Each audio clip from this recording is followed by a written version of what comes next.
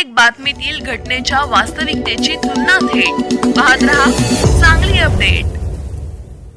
कवठे महांकाळ तालुक्यातील करोली येथील शहीद सुरेश चव्हाण 1999च्या कारगिल युद्धात वीरमरण प्राप्त झाले।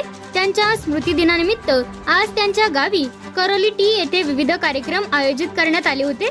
करोली टी येथील शहीद सुरेश चव्हाण हायस्कूल मध्ये सर्व शालेय विद्यार्थ्यांना स्पोर्ट्सचे किट चव्हाण कुटुंबियांकडून वाटण्यात आले। याचबरोबर त्यांच्या स्मृती दिनानिमित्त रक्तदान शिबिराचे उपक्रम आयोजित करण्यात आला होता।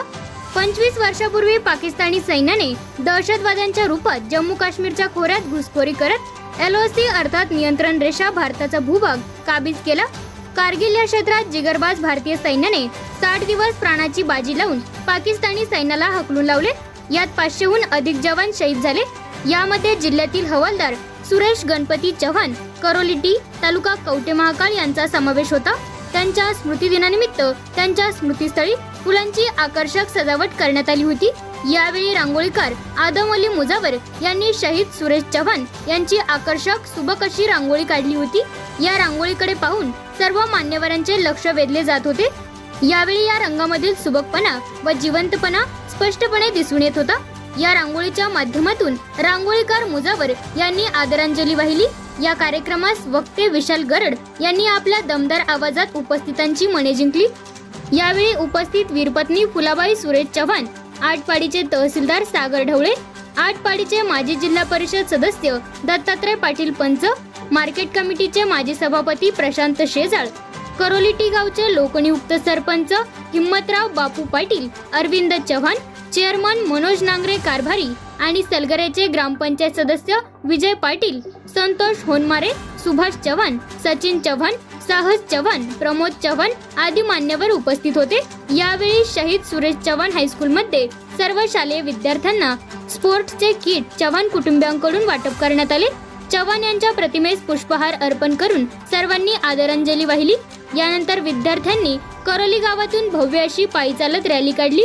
या रॅली दरम्यान शहीद जवान सुरेश चव्हाण अमर रहे भारत माता की जय अशा घोषणांनी परिसर दानानून सोडला होता। सुरेश चव्हाण हे महार रेजिमेंट मध्ये हवालदार पदावर कार्यरत होते। त्यावेळी त्यांनी या युद्धात अतुलनीय पराक्रम केला।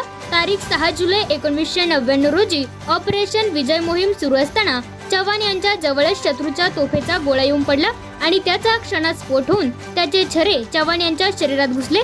ते जागीच धारातीर्थी पडले। या सर्व घटना आज त्यांच्या स्मृतिदिनानिमित्त डोळ्यासमोर उभ्या राहिल्यानंतर त्यांच्या पत्नी फुलाबाई चव्हाण या मोठ्या भावनिक झाल्या होत्या।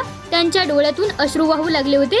चव्हाण यांच्या निधनानंतरही त्यांनी मोठ्या उमेदीने स्वतःला सावरून वीर पत्नी म्हणून एक उत्तम जबाबदारी पार पाडली।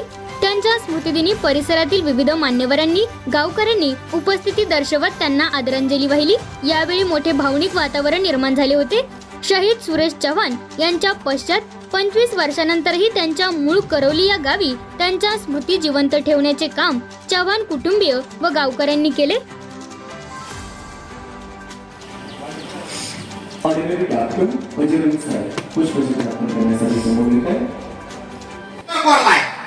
आवाज इतिहास घडलाय जो मी माझ्या हृदयावर कोरलाय।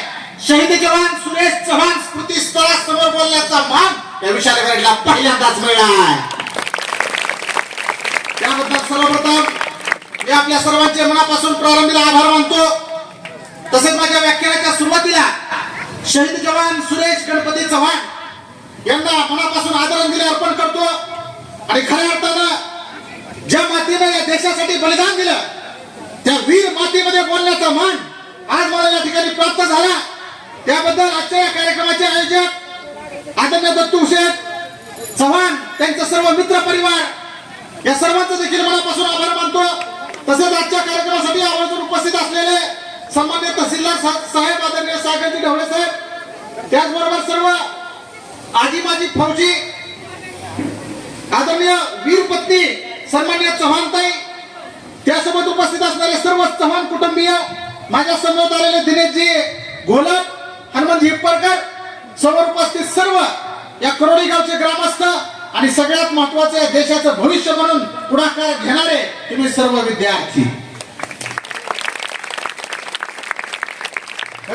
इतिहास किती मोठा आहे आणि मग इतिहास जे विसरतात ते भविष्यात कधी इतिहास घडवू शकत नाहीत। त्यामुळे तुम्हाला तो इतिहास माहित असणं काळाची गरज आहे. म्हणून दरवर्षी आजच्या दिवशी आपण सर्वजण एकत्र उभारतो आणि या स्फूर्ती स्थळाला आदरांजली अर्पण करून स्वतःमध्ये स्फूर्ती भरतो.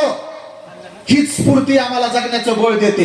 हीच स्फूर्ती आम्हाला भविष्यात घडवते. जीवान आहे की सगळ्यांना इथं स्फूर्ती मिळते अशी मूर्ती आज या ठिकाणी विराजमान आहे. गेल्या 25 वर्षापासून आपण त्या मूर्तीला नित्य नियमाने पूजतो. ते शहीद सुरेश गणपती चव्हाण. आज देश सेवा म्हटले की पहिल्यांदा अंगावर काटा आपल्याच येतो. काम केलं उद्योगधंद्याच्या माध्यमातून कित्येक लोकांना रोजगार दिला आणि आज सुद्धा ज्यावेळेस मी इकडे येणार होतो तर ते एकटे आले नाहीत. त्यांच्या सोबत हे शेकडो पोरं आणि पोरांची फौज घेऊन ते आज या ठिकाणी आलेले आहे. हे जे संघटनेचं बळ आहे ते खऱ्या अर्थानं त्यांच्या रक्तात होतं. त्यामुळं सुरेश चव्हाण यांच्याकडून त्यांना ते मिळालं. आणि हे दोन्ही पुत्र संदीप असतील आणि दत्तू शेठ असतील, त्यांच्या 2 मुली असतील, या त्यांच्या जाण्यानंतर ज्या खंबीरपणे उभा राहिल्या, खऱ्या अर्थानं सलाम करावा असतो त्या गोष्टीला. कोण दे ती वीर पत्नी उभा राहते, ती वीर माता उभा राहते आणि त्या लेकरा बाळाचा सांभाळ करते, त्यांना चांगलं शिक्षण देते.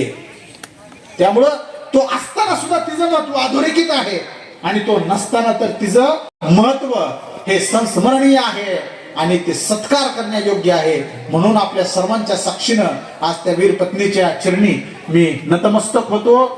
त्याचबरोबर त्या वीर मातेच्या चरणी नतमस्तक होतो की ज्या वीर मातेनं आणि ज्या वीर पित्यानं या तुमच्या करोली नगरीच्या मातीमध्ये सुरेश चव्हाण सारखा एक मर्दगडी जन्माला घातला.